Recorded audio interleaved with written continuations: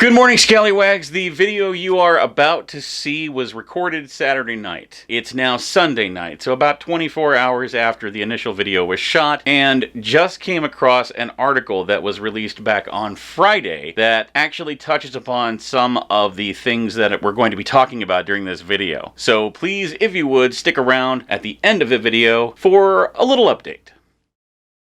Good morning, Skallywags. Spoo here, another mindless drivel, whatever. We gotta talk. As I'm sure you have probably heard, of course, we've been under this lovely quarantine for the last month and a half now. I honestly forget. Time kind of has ceased to exist at this point. I can't even remember what day it is half the time. But nonetheless, a lot of states out there, in fact, most of the states out there have decided, you know what? It's been long enough. Let's go ahead and get things going again. Let's reopen. And I know that what I'm about to go into here is going to be controversial, and I know that a lot of you out there are going to disagree with me, but as far as I can see it, this is the dumbest idea that any politician, any governor, any leader of anything has ever come up with. And we're talking about politicians here, so you know that that is saying a lot. Now, I am fully well aware that there are a lot of people out there that disagree with me on this point. There are those that say we just need to get the whole herd immunity thing going so that we can just get it, get over it, and move on. And partially, bits and pieces of that, I sort of agree with. While yes, I agree that herd immunity is a wonderful thing, and that if we don't go back to some sort of sense of normalcy, then that's never going to happen. The bigger question here is, in doing so, how many people have to die for the rest of us to get it, get over it, and get on with our lives? So normally I talk about nerd stuff here, movies, comics, what have you. But today we're gonna have a little bit of a history lesson, just so that maybe someone will come to their senses before it's too late. In the United States alone, just in the United States, as of the time of filming this video, there are 53,928 people who have died as a result of COVID-19. Yes, there are roughly 102,000 people who have recovered, but that's still 53,000 people who have died just in the United States. And that is out of 956,000 overall cases, again, just here in the US. Worldwide, 202,000 people dead, 816,000 recovered, and roughly 2.89 million cases worldwide as of the time of this video. Now, yes, there are those people that love to argue, well, the flu kills more people per year, and blah. And actually, if you look at the current numbers, COVID has now officially surpassed the number of people that have died as a result of the flu in the same amount of time, so sorry. Those numbers, all those numbers that I just gave to you, that is happening basically from December through April. 5 months. 5 months. Less than half a year, nearly 3 million people are dead from basically this new mutated flu pneumonia type thing that's come out of the ether. I mean, the first case in the United States didn't even happen until January 19th, just 4 months ago. And even though it might seem like forever, we didn't actually go into like a stay-at-home order until barely over a month ago. It was the middle of March 15th, if I remember correctly. And yes, things are slowing down, but we're already talking about getting back outside and getting back to normal? Really? I mean, at the beginning of April, back around like the 9th or 10th, somewhere in that area is whenever a few states started saying, you know, well, by the end of this month, we want to go ahead and reopen. And if you want to see something really, really funny, jump on Google and go back and search for just any interview with any staff member from the CDC or the World Health Organization regarding this topic. They basically all say the exact same thing. And that's basically where they are saying there's absolutely no way that we're going to be open by the end of April. I mean, even suggesting such a thing is just completely asinine. It would immediately spark a second wave of the virus. What are they thinking? So yeah, there's nothing to worry about. There's no way it's going to happen. Yeah. About that. Now, the CDC and the WHO, they were already saying that they expected a second wave of COVID come this fall or this winter. If you read my article on Geeky Cool, it basically kind of goes into the fact that once a virus is introduced to the world, it's just out there. It doesn't go away. And once a virus has been introduced to your body fights it off. It comes up with, antivirus and all that fun stuff. And then once it finally defeats the virus, it actually stores a piece of it away inside your body so that your body can remember how to fight it the next time it encounters such a virus. So essentially, once you get a virus, you have it forever. This is why most people only get chickenpox once. And in fact, a vaccine is just a smaller, mostly dead version of that virus with those antigens in there already, so that it's like, hey, I'm just going to go ahead and show the body how to fight it right up front. And what I'm getting at here is that until a vaccine is created, this virus is it's here to stay. And instead of having cold and flu season, we're going to have COVID season. And from the looks of it, that season is pretty much going to be from like January through probably through about December. I mean, do these officials, do these governors, these people that are making these decisions, do they watch the news at all? This whole thing started over in China, right? Over in the Wuhan province. Meanwhile, over in the Hubei province and like Singapore, a couple other places where all of this hit back in like December, so earlier than it hit here, and also places where they didn't wait 2 months to actually act upon it, just saying. They all got their people locked down pretty early on, and by the end of March, they were like, hey, all the cases have cleared up now. Let's go ahead and start relaxing some of that quarantine stuff. You can go out and shop. You can get out of the house a little bit, stretch your legs. It's all good. Yeah, both of those places are now back in quarantine until at least June. So what's that tell you? And even the places over there where you are allowed to go outside, they basically have like sidewalk markets set up for all of their stores. And if you want to go and shop at one of these little stores, they will literally spray you down with disinfectant. So it's a little more precaution being taken than what's happening here in the U.S., where they say they're, going to limit the number of people allowed to be in a store. But I don't know if you've been to a Walmart, but yeah, they're not restricting anything at all. But yeah, I mean, it looks like here, in just like a week or two at most. I mean, depending on where you're at, we're gonna start getting back to normal, at least to an extent. I mean, it's not full bore, okay, everything's good to go, it's over, yay! But it's still relaxing some of the policies and some of the restrictions and trying to at least start to get back to normal. So let's take a little look back at history to see what we've got coming in the next month. First and foremost, a disclaimer.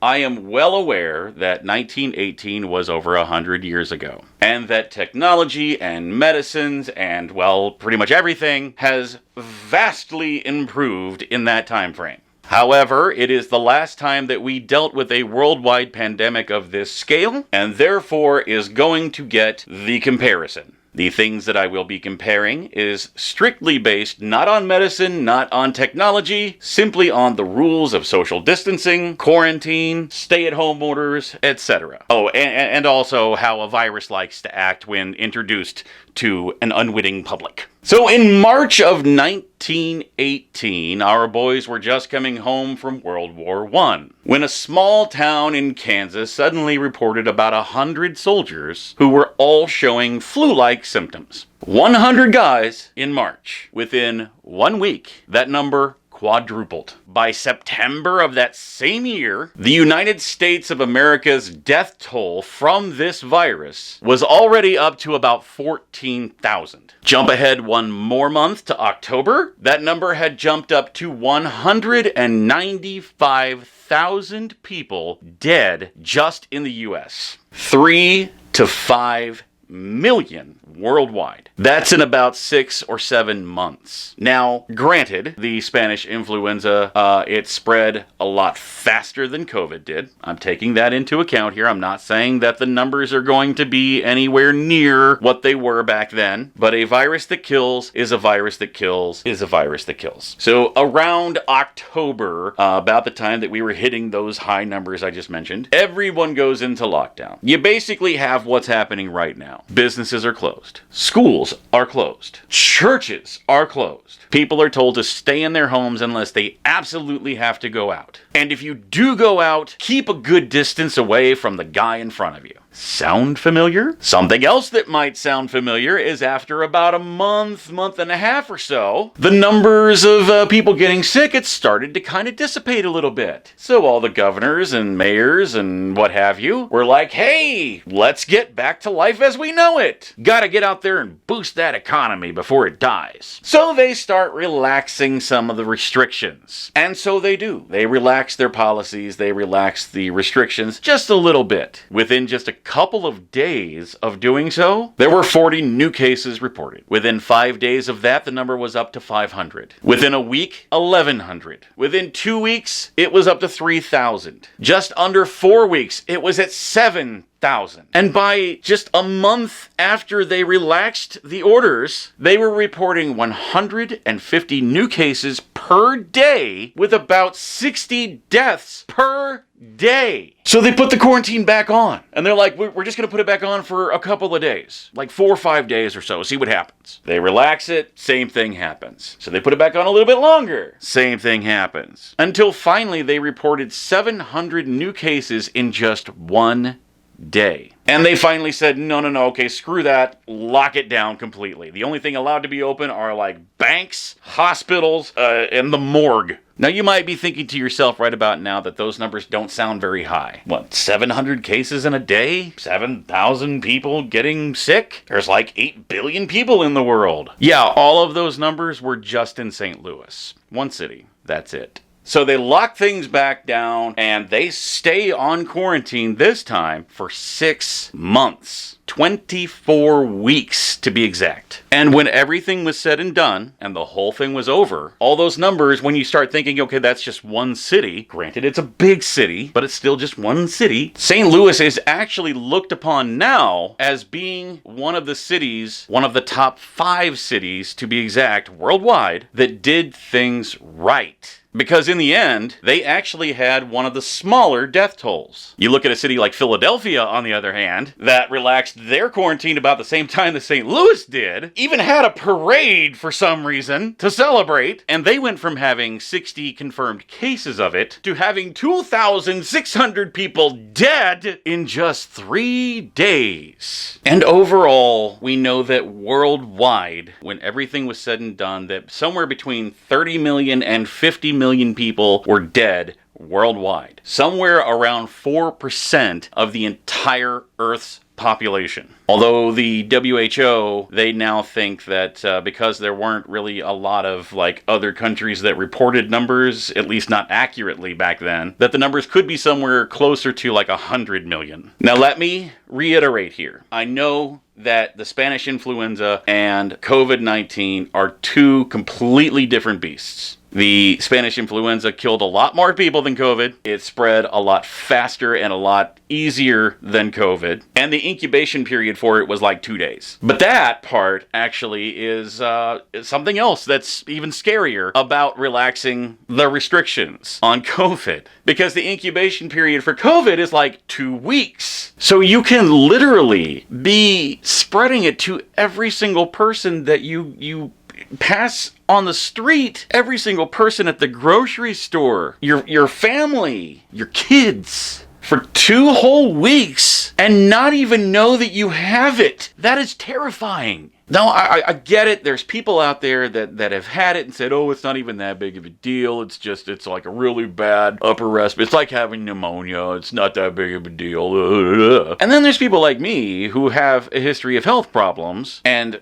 I can think of numerous people that I interact with who also have high-risk health problems that, could, I don't know, die as a result of getting it. If there is even the smallest chance that you could die from getting a disease, is it worth taking that chance? Really? You're basically saying, let's take everybody in the world and line them up against a wall. And we're going to bring out this firing squad. We're going to put blindfolds on them and just let them go loose. Some of you won't get hit at all. Some of you are going to get hit and it's going to hurt, but you'll get over it. And, well, some of you are going to die. And they tell us that, we're going to relax the restrictions, but, keep social distancing, stay 6 feet away from people, limit the number of people in the store, blah, blah, blah, blah, blah, blah, blah. And all that's doing is saying, okay, but we're going to put up these little sporadic walls here and there that some of you can kind of jump behind. They might stop the bullets, they might not, but at least you're possibly safer by doing that. So if the whole firing squad scenario was the real thing here, do you think you would be so eager to get back outside and jump in line? Just some food for thought. So I, for one, will at least be telling my job, hey, if I have to come back to work, I have to come back to work. Just make me one of the last ones you call back in. But that's just me. Maybe I'm paranoid. Maybe I need a tinfoil hat. I don't know. That's just my opinion. So what's yours? Please, even though I might regret it, let me know. Put it down in the comments below. Check us out on Facebook, Instagram, and Twitter. And speaking of Instagram, I haven't really started I haven't shown off the work that I have done here in the studio just yet, because this video was such a, one, it was kind of an impromptu thing, and two, it was such a heated, non-regular video. But I've done some work here in the studio. You might notice things have been rearranged behind me here, and I've had a lot of people ask, what exactly is on the collectible shelf here. So on my Instagram, starting today, I will be posting a collectible of the day, until I've shown everything that's on the collectible shelf, I guess. So if you want to check that out, pop over there and see for yourself. Also, please make sure you do subscribe to the channel. We post videos every Monday, Wednesday, and Friday. And yes, I promise that the next video we'll be back to our normal goofy selves. And apparently referring to myself in plural now for some reason. And I promise we'll be back to talking about nerdy stuff like we normally do. Speaking of nerdy stuff, jump on over to www.geekycool.com for your one-stop shop for all things nerd. You can find my videos there. You can also find articles, reviews, lists, all kinds of stuff. Movies, games, comics, a weekly vlog that you yourself can actually take part in. All sorts of stuff, guys. All under one roof. Again, that is www.geekycool.com. Make sure you tell them Scallywag Productions sent you. Tell them we said hello. And, again, wow, words. Hey. And again, guys, I understand this was a rather controversial episode and hopefully doesn't spark too much of a heated debate. Again, it's just an opinion. But if it does, so be it. I'm always down for a discussion, so it's right. It's right. Yeah, I see it. It's right down there, guys. So just, hey, go nuts. But thank you so much for watching. It means a lot to me. We'll see you back here on Wednesday. See you then. Hello again. As mentioned, there is a small update to the topic that we just discussed here. This article was actually released on Friday regarding the state of Georgia. Georgia was actually the very first state to reopen. They actually went ahead and opened a few businesses this past Friday and have more businesses that are going to be opening throughout the course of this week. Pretty much by this week, everything's going back to normal. Restaurants, stores, barbers, bowling alleys, you name it, they're all open. So what happened in Georgia? Well, Georgia records 635 new cases and 20 more deaths as some businesses reopen. Basically, in the 24 hours between noon Thursday and noon Friday, in the state of Georgia alone, they've recorded 635 new cases and 20 more deaths from COVID. That puts cases in Georgia up to 22,000. 1,147 cases and 892 deaths. That's just in Georgia. Apparently, Trump has even gone on record saying that he is very unhappy with Georgia's governor, saying that there's guidelines that they wanted everyone to follow as far as reopening. They wanted a massive downtake in new cases for a period of no less than 2 weeks before reopening was even considered. Georgia didn't follow that. And now Trump is basically coming out and saying, you know, I'm very unhappy with the governor. This is ridiculous. You've got this enormous spike all of a sudden. And regardless, even with the spike, even with everything that Trump has said, they're going to go ahead and open anyway. So, yeah. I mean, take everything that I just said in the video you just watched, and now take this. Sometimes it's just not worth it to be right. Please, please take care of yourselves. Take care of your loved ones. And regardless of what your state decides to do, stay home. Thanks for watching.